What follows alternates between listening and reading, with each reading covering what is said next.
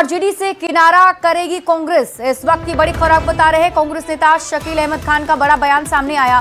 कांग्रेस को अपने रास्ते पर चलने की जरूरत है उन्होंने कहा है, और ये भी कहा कि आरजेडी के साथ रहने से कांग्रेस को नुकसान हुआ है। कांग्रेस की राजनीतिक लाइन स्पष्ट होनी चाहिए, जिसके साथ रहने से कोई फायदा नहीं उससे हट जाना चाहिए। बैसाखी के सहारे कांग्रेस बिहार में मजबूत नहीं हो सकती है। तो ये बड़ी खबर आपको बता रहे हैं। और बड़ा सवाल, क्या महागठबंधन टूट जाएगा?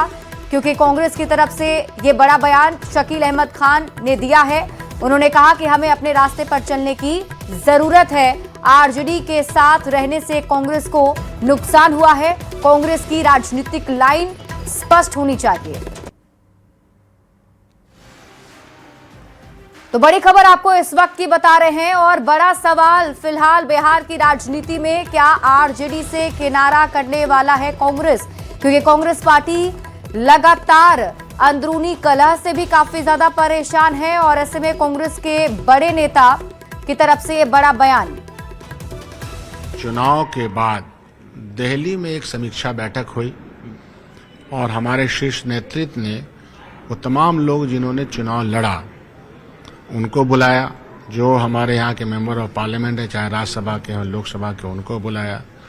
उसके बाद फिर जिले के अध्यक्षों की बैठक पटना में हुई, और आम बातें वहाँ यही थी कि आखिर कारणों की तलाश की गई। तो एक मेजर कारण ये हुआ कि कांग्रेस पार्टी को अपना रास्ता खुद तैयार करना चाहिए। कांग्रेस पार्टी की यह जमीन है, और जहाँ तक समीकरणों का सवाल है तो कांग्रेस पार्टी के पक्ष में कुछ लोग नहीं आते हैं, और कुछ उसके ठोस कारण हैं। तो कांग्रेस पार्टी तो हमेशा से अपने नारे के साथ चलना चाहती रही है, न जात पे न पात पे मोहर लगेगी हाथ पर।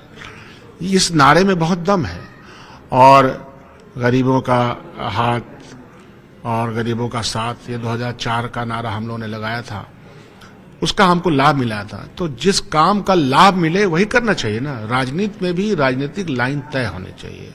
बिहार जैसे प्रदेश में जहां ये तजुर्बे हमने किए, खट्टे मीठे जैसे भी रहे, व्यक्तिगत तौर पे कोई किसी से कोई मरमाहत नहीं है, लेकिन जो लाभकारी काम नहीं है उस लाभ को, अगर लाभ नहीं तो उसको छोड़ देना चाहिए। यह मेरी ही राय नहीं थी, बल्कि वहां पे पहुंचे हुए तमाम 60 के 60 एमएलए कैंडिडेट और जिला अध्यक्षों की राय है।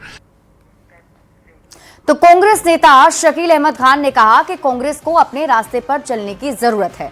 शकील अहमद खान के इस बयान पर बिहार की सियासत गर्मा गई है,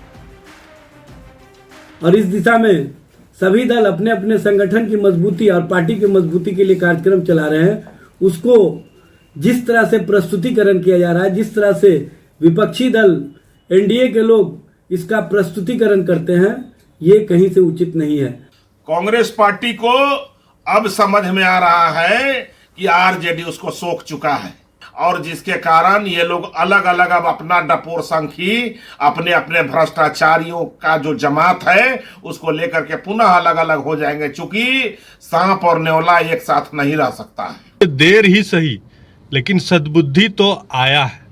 वैसे भी डूबता नाव पे कोई भी सवार नहीं होना चाहता है, और लालू प्रसाद यादव जी का जो आतंक का राज था, तेजस्वी यादव जी पे जो घोटाला है, उससे तो कांग्रेस पार्टी अब कम से कम निकलने का मन बना लिया, सद्बुद्धि आ गई। और इस बीच आपको बड़ी खबर बताते हैं। बिहार कांग्रेस से जुड़ी बड़ी खबर सामने आ रही है। बैठक से नदारद रहे कांग्रेस के विधायक। 5 में से केवल 2 विधायक ही इसमें शामिल हुए। 3 विधायक बैठक में नहीं पहुंचे। मनरेगा नाम को लेकर यह बैठक बुलाई गई थी, और इस बैठक में कांग्रेस के सिर्फ 2 ही विधायक पहुंचे, और 5 में से केवल 2 विधायक पहुंचे हैं। 3 विधायक इसमें नदारद रहे हैं।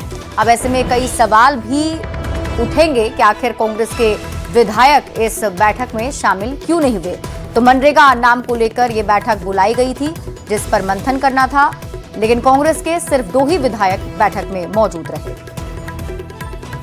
बुलाया गया, लेकिन सभी 2 ही विधायक पहुंचे हैं। देखिए, दो तो यहाँ पे 3 विधायक बैठे हुए हैं, बाकी विधायक अपनी सहमति भेजी है।